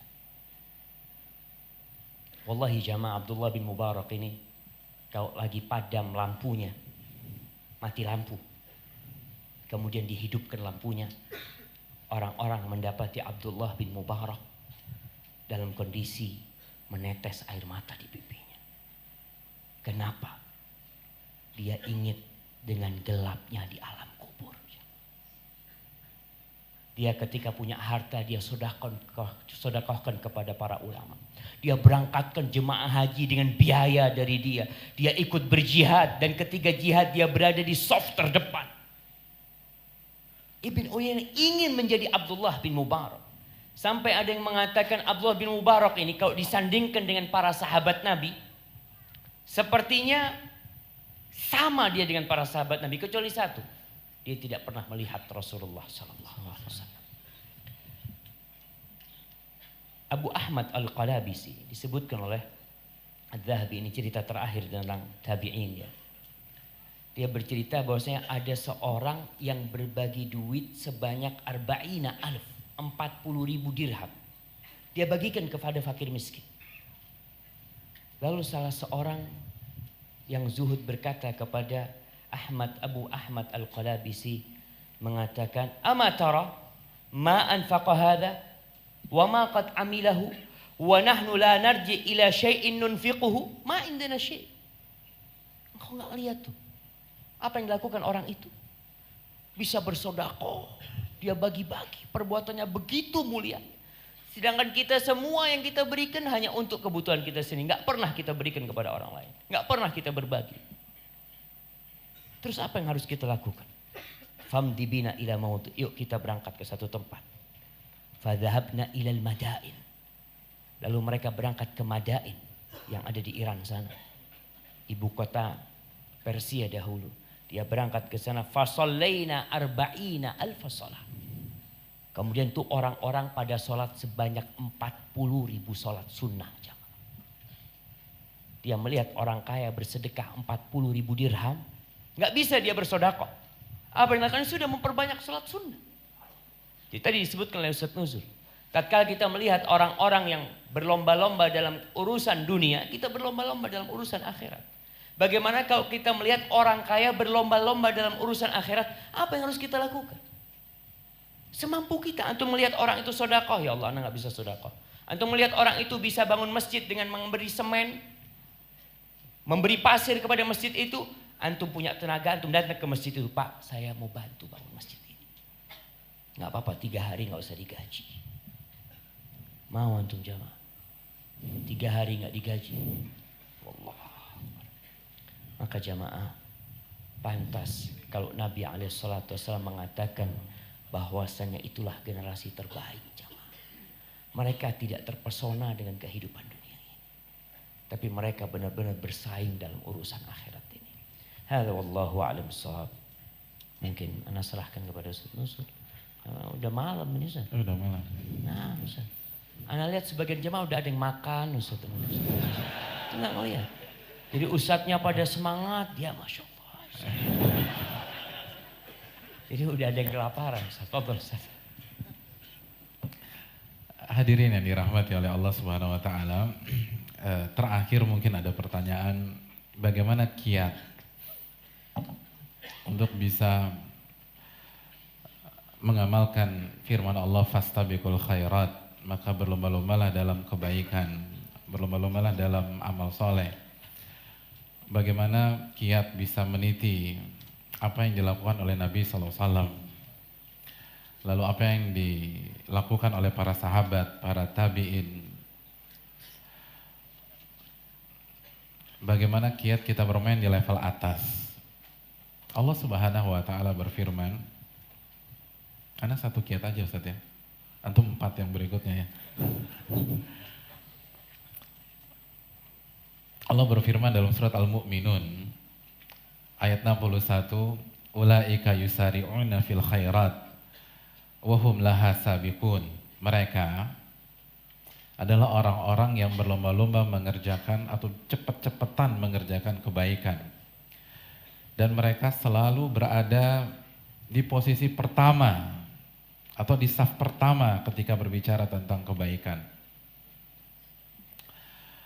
Hadirin, penggalan yang baru saja kita baca dalam Al-Mu'minun ayat 61 itu adalah sebuah penutupan.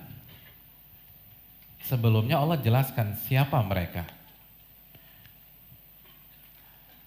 Jadi siapa sih mereka, orang-orang yang berlomba-lomba mengerjakan kebaikan dan selalu berada di saf pertama ketika bicara tentang ibadah, ketika berbicara tentang sedekah, ketika berbicara tentang sholat, ketika berbicara tentang puasa. Itu Allah jelaskan mulai dari ayat 57. Innal ladzina hum min khasyati rabbihim musyfiqun. Mereka adalah orang-orang yang berhati-hati karena takut kepada Allah Subhanahu wa taala. Oleh karena itu, kalau kita ingin selalu fastabiqul khairat, tanamkan rasa takut kepada Allah Subhanahu wa taala. Lalu yang kedua, walladzina hum biayati rabbihim yu'minun. Dan mereka adalah orang-orang yang beriman dan yakin dan percaya terhadap tanda-tanda kebesaran Rabb mereka. Walladzina hum bi rabbihim la yusyrikun. Dan mereka adalah orang-orang yang tidak mensekutukan Rabb-nya. Jadi jangan berharap kita bisa main di level paling atas kalau kita melakukan kesyirikan. Jadi tauhid harus benar, hadirin. Kita harus belajar tauhid kepada Allah, lalu kita amalkan. Lalu apa kelanjutannya? Walladzina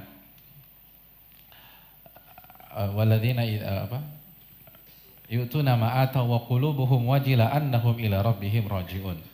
Dan orang-orang yang setelah habis beramal itu dirinya merasa takut. Dalam hadis Tirmidzi, merasa takut amal ibadah mereka nggak diterima sama Allah. Jadi bukan orang-orang sombong, orang-orang yang tawadhu.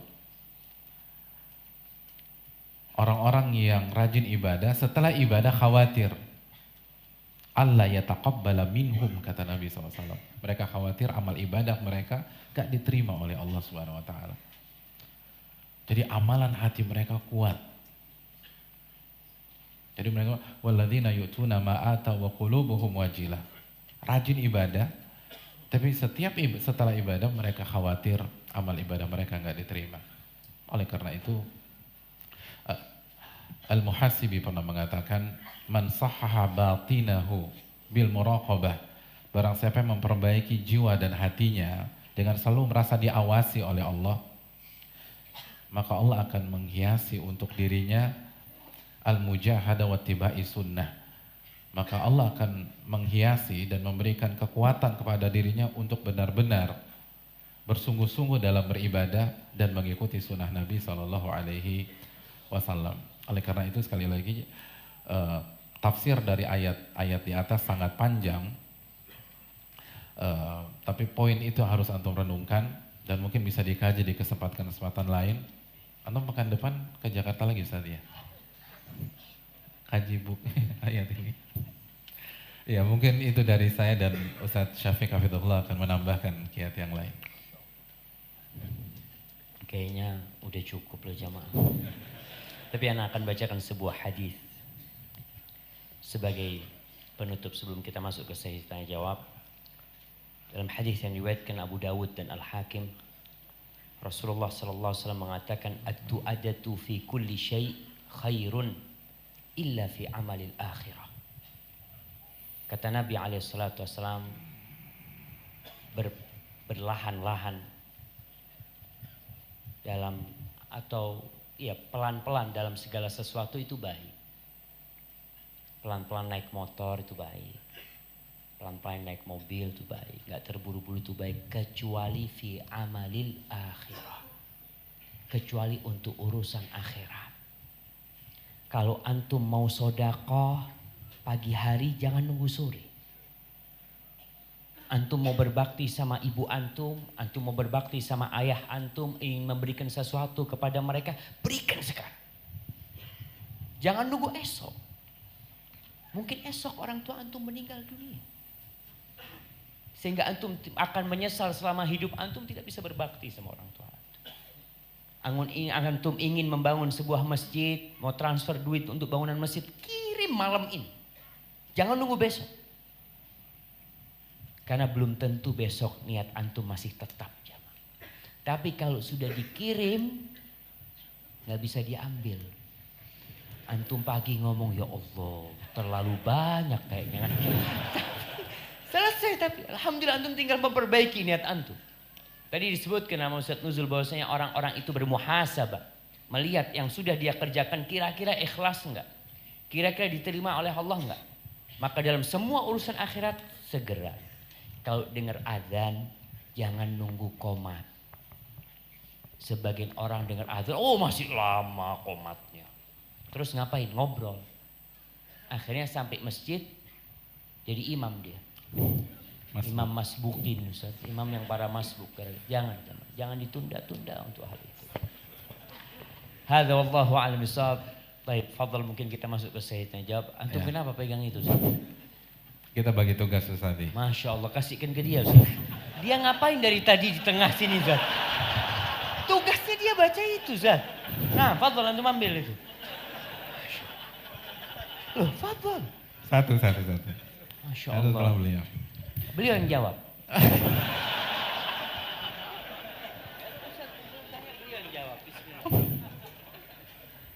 Ustaz, kalau antum yang baca, beliau yang jawab. Nah, fadhal, silahkan Ustaz.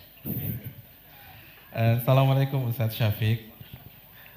Ini Ustaz Syafiq, Ustaz.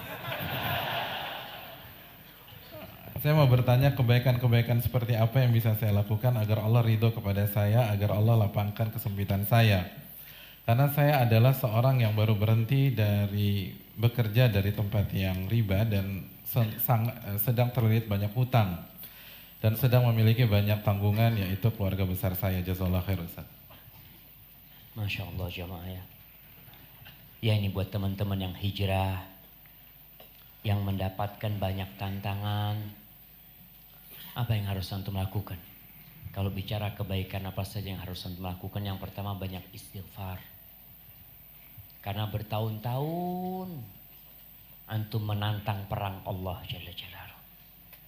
Dan alhamdulillah antum sudah taubat, kembali kepada Allah. Dan kehidupan antum masih lebih nyaman daripada istrinya Fir'aun. Kehidupan antum masih lebih baik daripada tukang sisirnya putrinya Fir'aun. Kehidupan antum lebih nikmat daripada tukang-tukang sihir Fir'aun. Bagaimana tatkala mereka hijrah dari jahiliyah mereka menuju Allah. Mereka dibantai dan dibunuh jamaah. Mereka disiksa demi la ilaha illallah mereka. Sedangkan antum masih hidup nikmat. Terlilit utang, minta sama Allah. Baca doa, Allahumma kfini bihalalika an haramik wa aghnini bifadlika amman siwak. Tumbuhkan dalam diri antum bahwasanya yang bisa menolong antum hanya Allah. Banyak-banyak membaca firman Allah, hasbunallah wa ni'mal wakil. Nabi Ibrahim ketika dilemparkan ke dalam api untuk dibakar di sana, beliau mengatakan hasbunallah wa ni'mal wakil. Mau apa lagi sekarang? Mau kemana? Jangan bergantung kepada manusia. Jangan sampai ada di diri masih ada fulan yang bisa bantuin anak. Allah yang bisa bantu. Antum kalau datang ke fulan jam 9 malam tutup pintu rumahnya. Jam 12 malam tutup pintu rumahnya. Tapi Allah Jalla Jalaluh 24 jam. Antum panggil namanya, Ya Rabbi, dia dengar antum. Maka kenapa masih ada ketergantungan kepada manusia? Ana mau ke fulan, fulan mungkin bisa bantu ana. Silahkan jalani itu, tapi hati antum bersama Allah Jalla Jalaluhu. Rasulullah Sallallahu Alaihi Wasallam ketika pasukan orang-orang Quraisy mau balik menyerang Madinah setelah perang Uhud, setelah 70 sahabat tewas pada waktu itu, radhiyallahu taala anhum ajma'in, mereka mau balik. Ditakut-takutin nih Nabi alaihi salatu wassalam agar takut dengan pasukan itu. Apa kata mereka? Hasbunallah wa ni'mal wakil. Tumbuhkan. Ada masalah di keluarga, ingat ini dosa ana ya Allah. Ana terima ya Allah. Minta sama Allah Jalla Jalaluhu. Karena semua yang terjadi dari keburukan itu kita penyebabnya. Semua kebaikan yang kita dapatkan, antum masih bisa bernafas, antum masih sehat, dan ketahuilah kesehatan jauh lebih berharga daripada kekayaan. Allah mengatakan ma asabaka min hasanatin faminallah wa ma asabaka min sayiatin famin nafsik. Keburukan yang ada itu dari engkau. Nggak perlu kita cari kambing hitam. Ana gara-gara kajian Ustadz Nuzul jadi miskin. Ustadz Nuzul disalahkan. Nggak ada urusan. Beliau menjelaskan hukum Allah, kemudian antum dapat hidayah dan Allah yang memberikan taufik kepada antum. Kalau akhirnya jatuh miskin, sahabat bukan jatuh miskin lagi. Jatuh sebagai tunawisma. Tunawisma, nggak punya rumah, tidur di masjid, nggak punya pekerjaan, pengangguran, makan dari mana? Dari pemberian orang. Mereka tetap berusaha untuk bekerja. Umar bin Khattab, masya Allah, orang yang terhormat di Mekah yang memiliki harta, sampai Madinah jadi pengembala kambing. Radhiyallahu taala. Abdurrahman bin Auf sampai Madinah jadi apa? Jadi makelar. Seperti itu mereka. Jadi ketika antum mendapatkan masalah, kebaikan apa yang harus antum lakukan? Husnudzon sama Allah. Berbaik sangka sama Allah. Kalau Allah baik sama antum. Nggak perlu nyalahkan siapa-siapa, banyak istighfar dan terus berbuat baik. Kalau keluarga banyak menolak, banyak marahin, banyak ya kadangkala mereka kecewa dengan kita, keluar dari kerjaan kita, sampaikan kepada mereka, doakan. Ana yakin Rabbul Alamin akan memberikan jalan. Hadza wallahu a'lam bissawab. Baik Ustaz. Terima kasih Ustaz, jazakumullah khair. Ini pertanyaan kedua. Ustaz, kalau kita berbuat baik hanya karena pencitraan, apakah hukumnya? Jazakumullah khair. Fadhal Ustaz.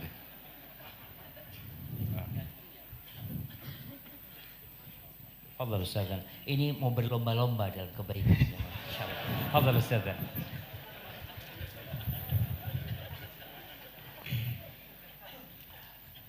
Ya hadirin yang dirahmati oleh Allah Subhanahu wa taala, berlomba-lomba melakukan kebaikan dalam rangka pencitraan ini bahaya hadirin. Yang pertama, dia nggak akan dapat pahala dari Allah Subhanahu wa taala. Karena Nabi SAW bersabda, innamal a'malu binniyat. Sesungguhnya amal ibadah itu tergantung niatnya. Wa innamal likulli imri'in ma nawa. Dan setiap orang akan mendapatkan sesuai dengan yang dia niatkan tersebut. Lalu Nabi SAW memberikan contoh atau sampel. Faman kanat hijratuhu ilallahi wa rasulih fahijratuhu ilallahi wa rasulih. Barang siapa yang berhijrah, dan hijrah adalah sebuah ibadah yang sangat berat. Dan kalau kita tarik garis ke belakang, hijrahnya Nabi itu luar biasa. Kalau diniatkan untuk Allah dan Rasulnya, maka dia akan mendapatkan Allah dan Rasulnya. Tapi sebaliknya, waman kanat hijratuhu li dunya, barang siapa yang hijrahnya untuk dunia, yusibuha, untuk ia dapatkan, seperti pencitraan, nama baik, nama besar, branding, lalu kekuasaan, harta, awim ra'atin yankihuha, atau wanita yang ingin dia nikahi. Nabi SAW mengatakan fahijratuhu ila ma hajara ilaih. Maka yang dia dapatkan hanya yang dia niatkan tersebut. Dan gak berhenti sampai di sana. Allah berfirman dalam surat Hud ayat 15-16, dan barang siapa yang beramal ibadah untuk mendapatkan dunia dan segala perhiasannya. Kalau kita baca tafsir Abdullah bin Abbas dari ayat ini, maksudnya orang yang beribadah untuk mendapatkan dunia. Salah satunya pencitraan. Apa kata Allah? Nuwaffi ilaihim a'malahum fiha wa hum fiha la yubkhasun. Kita akan kasih tuh yang dia inginkan selama sesuai dengan takdir Allah Subhanahu wa taala, dan mereka tidak akan dizolimi. Mereka nggak akan dikurang-kurangin. Tapi ingat ayat ke-16-nya, ulaikal ladzina laisa lahum fil akhirati illa nar. Mereka adalah orang-orang yang tidak akan mendapatkan tempat di akhirat kecuali api neraka. Oleh karena itu, kita semua kembali ke basic atau konsep dasar kita, amal ibadah tidak akan diterima kecuali 2 syarat, yaitu yang pertama ikhlas kepada Allah dan ittiba kepada Nabi SAW. Kita persilakan Ustadz Syafiq untuk menambahkan. Ustaz, masih banyak pertanyaannya Ustaz. Lanjut aja. Lanjut. Ustaz, terima kasih Ustadz Nuzul dan juga terima kasih kepada jamaah yang bertanya. Kita lanjutkan ke pertanyaan selanjutnya. Assalamualaikum warahmatullahi wabarakatuh. Waalaikumsalam. Ustadz, pernikahan kami di bulan April 2018 ini berumur 6 tahun. Bolehkah saya menggugat cerai atau meminta cerai suami saya yang sudah malas melakukan sholat 5 waktu? Dan suami saya ini masih suka berhubungan dengan mantannya kurang lebih selama 2 tahun ini. Dan suami saya tidak memberikan nafkah biologis selama 6 bulan. Ini curhat ini Ustaz. Kami berdua sudah membicarakan masalah ini secara baik-baik dan responnya suami saya hanya diam saja. Sejujurnya saya sudah capek Ustaz dengan masalah ini. Tolong nasihatnya untuk saya. Terima kasih. Assalamualaikum warahmatullahi wabarakatuh. Waalaikumsalam warahmatullahi wabarakatuh. Jamaah, agar hal seperti ini tidak terulang kembali, maka kalau menikah, tolong yang sesuai dengan sunnah Nabi Sallallahu Alaihi Wasallam.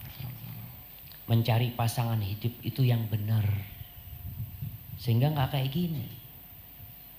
Ini kan nggak sholat, berhubungan dengan wanita yang bukan mahramnya, yang bukan istrinya. Ini terkadang seorang wanita tahu suaminya kayak gitu ketika dia mau menikah, bahwasanya suaminya nggak sholat, tapi harapan dia apa? Oh, insya Allah nanti bisa diperbaiki Ustaz, anak akan berusaha. Ternyata nggak bisa diperbaiki. Rasulullah Shallallahu Alaihi Wasallam menyuruh kita mencari pasangan yang agama dan akhlaknya baik. Terus solusinya apa sekarang? Istighfar. Minta ampun sama Allah Jalla Jalaluh.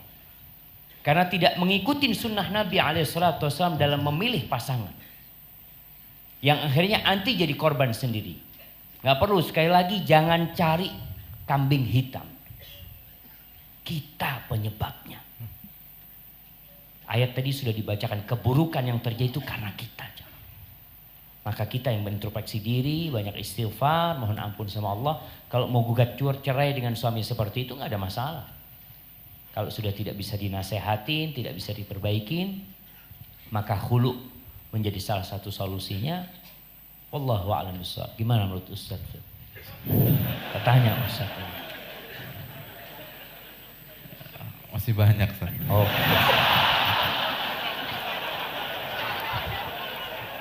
Tapi mungkin sedikit aja ya. Kalau kita bicara hukum fikih sebagaimana yang beliau sampaikan hafizahullah ta'ala. Tapi jangan dilihat endingnya aja. Beliau tadi sampaikan kalau ingin gugat cerai itu boleh dengan kriteria-kriteria di atas yang sudah disampaikan. Tapi coba simak jawaban beliau dari awal sampai akhir. Si istri berjuang dulu. Jangan dikit-dikit cerai dan menyalahkan pihak lain. Biasanya kalau dia berusaha semaksimal mungkin, insya Allah ada jalan. Allah berfirman di akhir surat Al-Ankabut, walladzina jahadu fina lanahdiyannahum subulana. Barang siapa yang berjihad di jalan kami, baru Allah kasih petunjuk. Dan menarik sebuah penjelasan dari Imam Qurtubi, kata Imam Qurtubi, ayat ini turun sebelum syariat jihad. Dan Allah katakan dalam ayat ini, walladzina jahadu fina, barang siapa yang berjihad di jalan kami. Padahal sekali lagi ayat ini turun sebelum syariat jihad yang berkonotasi perang. Artinya bersungguh-sungguh maksimalkan sebagaimana Anda berada di kancah peperangan. Nah pertanyaannya, sudahkah kita melakukan hal itu sebelum kita gugat cerai? Coba dulu, karena Allah akan kasih petunjuk kalau kita sudah maksimal dalam beristighfar, kata beliau, maksimal dalam bertaubat, maksimal dalam bermuhasabah, maksimal memperbaiki hubungan kita dengan Allah, maksimal dalam menasehati, dan lain sebagainya, baru kita arah ke perceraian. Dan pengalaman kita yang terbatas, kalau kita lihat para masyaikh ketika ditanyakan masalah-masalah seperti ini, mereka jawab secara global, tapi sebelum eksekusi mereka sarankan pasangan-pasangan seperti itu konsultasi private dengan ahli ilmu, karena bisa jadi itu dari sisi istrinya belum tentu dari sisi suami. Bisa jadi suaminya sholat terus tapi di kantor gitu loh, tapi karena nggak pulang 7 hari divonis nggak sholat misalnya gitu. Misalnya ya saya mungkin itu. Wallahu ta'ala bisa. Baik Ustaz, terima kasih Ustaz. Dan semoga yang bertanya Allah berikan kemudahan dan pertolongan. Amin, amin. Pertanyaan selanjutnya, Assalamualaikum warahmatullahi wabarakatuh. Ustadz, saya ingin bertanya, ibu saya sampai detik ini berprofesi sebagai seorang rentenir. Saya sudah berdoa dari semenjak lama dan meminta kepada Allah agar ibu saya segera bertaubat. Pertanyaannya adalah, Ustadz, apakah saya sebagai anak juga berdosa karena mempunyai ibu yang berprofesi sebagai seorang rentenir? Dan kedua, doa apa Ustadz agar Allah mengabulkan doa saya agar ibu segera bertaubat? Jazakumullah khair. Udah.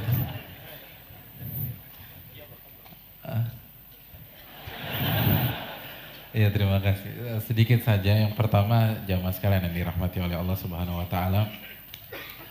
Allah Subhanahu wa taala berfirman di dalam surat Fatir ayat 18, wala taziru waziratu wizra ukhra. Seseorang tidak dibebani atau dicap berdosa kecuali dosanya sendiri. Artinya seseorang tidak kena dosa orang lain. Wala taziru waziratu wizra ukhra. Kalau tetangga kita yang berdosa ya buat dia aja, bukan kita. Begitu juga dengan hubungan orang tua dan anak dalam kasus ini. Yang pertama, itu yang pertama. Yang kedua, jangan putus asa. Kita semua sepakat dosa yang paling besar itu bukan jadi rentenir. Dosa terbesar itu syirik. Dan banyak para sahabat punya orang tua yang mensekutukan Allah SWT. Tapi mereka berjuang. Sejarah mencatat bagaimana ibunya Abu Hurairah melakukan kesyirikan. Tapi karena punya anak yang tanpa kenal lelah mendakwahi, berakhlak yang mulia, selalu menyapa ibunya sebelum berangkat pergi ke aktivitas, lalu pulang mampir ke rumah ibunya, lalu ibunya dibaik-baikin, terus ditambah doa dari Nabi SAW, maka ibunya dapat hidayah. Jadi maksimalkan birrul walidain kita, dan kalau bisa antum yang mengcover. Jadi bilang sama ibu, Bu nggak usah kerja lagi rentenir, ibu makan pakai keringat saya, gitu. Jadi kasih solusi. Imam Muhammad bin Shalih Al-Utsaimin mengatakan bahwa pada dasarnya syariat Islam adalah solusi dari segala permasalahan yang ada. Jadi kalau kita menutup pintu yang haram, usahakan kita berikan atau kita buka pintu yang halal sebagai solusi. Fadhol Ustaz. Fadhol apa ya Ustaz? Mau dibaca? Wallahi jamaah, ya sedih kita. Kita tuh nggak bisa memilih ibu kita. Kita nggak bisa lahir, kok ibu ana seperti ini sih? Hidup ini ujian. Tapi jadilah orang yang tatkala diuji dengan keburukan bersabar, diuji dengan kenikmatan bersyukur kepada Allah Jalla Jalaluhu. Cerita ini pelajaran buat kita bersama yang punya orang tua bukan rentenir. Syukur. Antum bersyukur, terima kasih. Lahir dari orang tua yang taat. Lahir dari orang tua yang mengajak kepada sholat. Ada anak-anak yang lahir orang tuanya tidak pernah meletakkan keningnya di muka bumi ini. Maka kita bersyukur kepada Allah. Dan tadi disampaikan oleh Ustaz Nuzul, terus berusaha.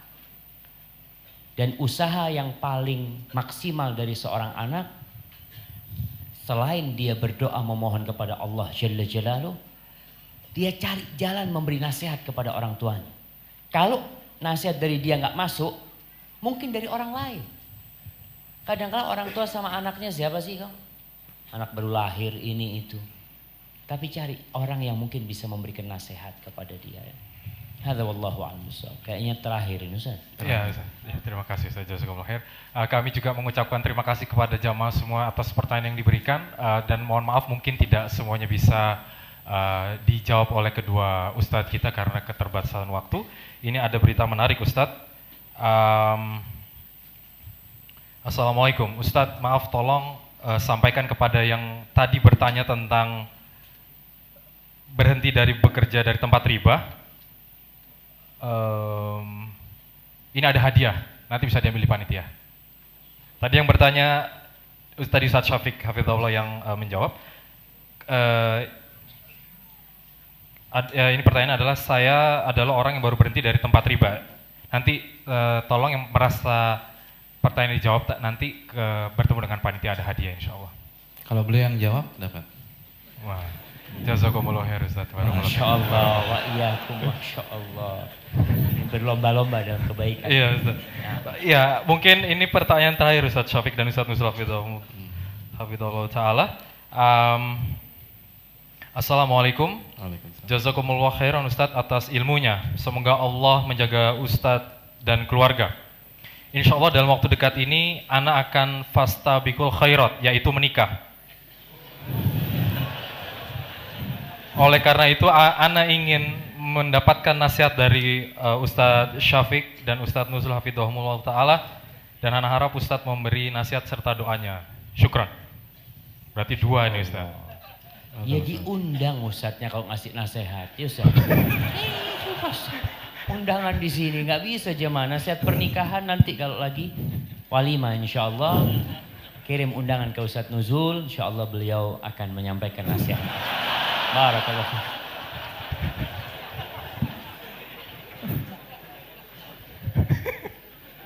Udah. Fadil Ustaz.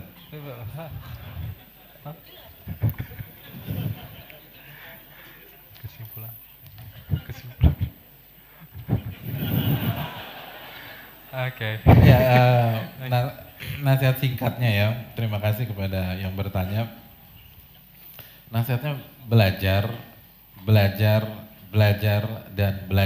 dan itu benar. Karena yang jadi masalah ada slogan di sebagian komunitas itu Ustaz. Slogannya tuh hijrah, nikah, berkah. Nah, yang jadi masalah analoginya gini nih, banyak orang itu hanya baca keutamaan berenang, lalu dia termotivasi, lalu nyebur di kolam 3 meter, dan dia nggak bisa berenang, dan nggak pernah belajar berenang. Ya takbir 4 kali hadirin, meninggal.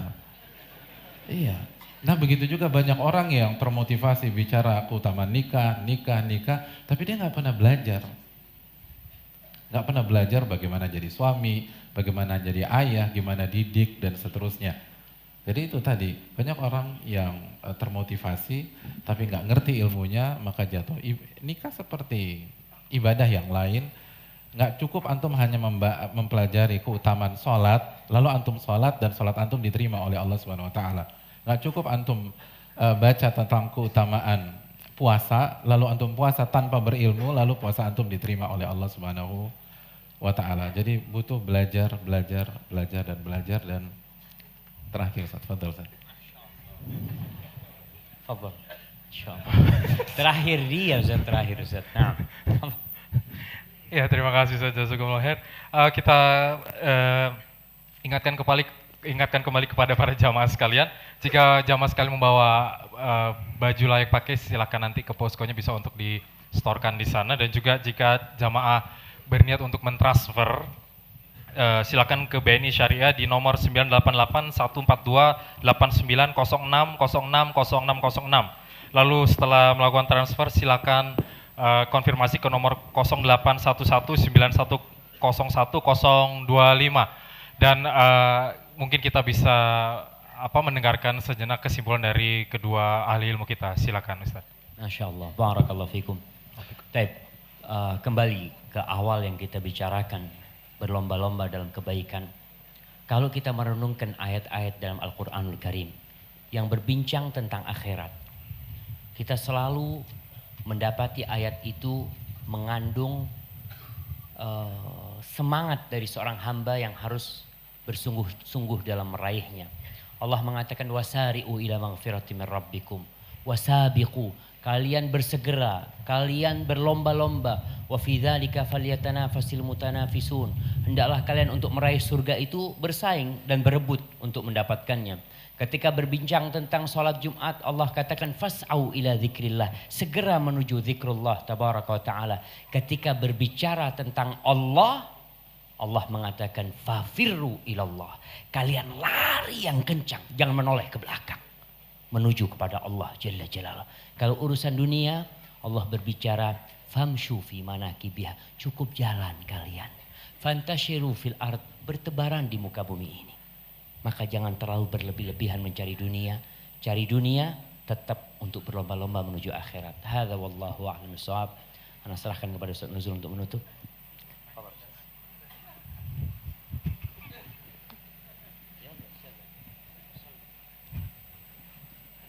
Ya, terima kasih banyak kepada Ustadz kita, Ustadz Syafiq Hafidhahullah Ta'ala. Tapi enakan ini loh Ustadz. Iya. Ya, sekali lagi, salah satu poin penting dalam masalah ini adalah bagaimana menumbuhkan rasa zuhud terhadap dunia dan punya orientasi akhirat. Dan punya orientasi akhirat bukan hidup miskin di dunia, punya orientasi akhirat bukan berarti tidak boleh berkarir di dunia, tapi sekali lagi semua yang kita kerjakan harus kita niatkan mencari ridha Allah Subhanahu wa taala dan mendapatkan pahala di kampung akhirat tersebut. Semua yang kita lakukan niatnya harus inna salati wa nusuki wa mahyaya wa mamati lillahi rabbil alamin. Ini yang bisa disampaikan. Dan sekali lagi, kalau dulu saat kita hijrah panggung kita adalah kekuasaan, maka jangan setelah hijrah kembali pola pikir kita kekuasaan. Kalau dulu sebelum hijrah panggung kita adalah materi dunia, maka jangan setelah hijrah kembali lagi panggung materi dunia. Kalau sebelum hijrah panggung kita adalah wanita atau pasangan yang tidak halal, maka jangan sampai setelah hijrah kembali panggung kita adalah wanita. Karena kalau demikian tidak ada perbedaan antara kita yang dulu dengan kita yang sekarang. Harusnya panggung kita adalah mencari ridha Allah Subhanahu wa taala dan musabaqah atau munafasah atau berlomba-lomba mencari pahala darinya. Ini yang bisa disampaikan. Terima kasih banyak.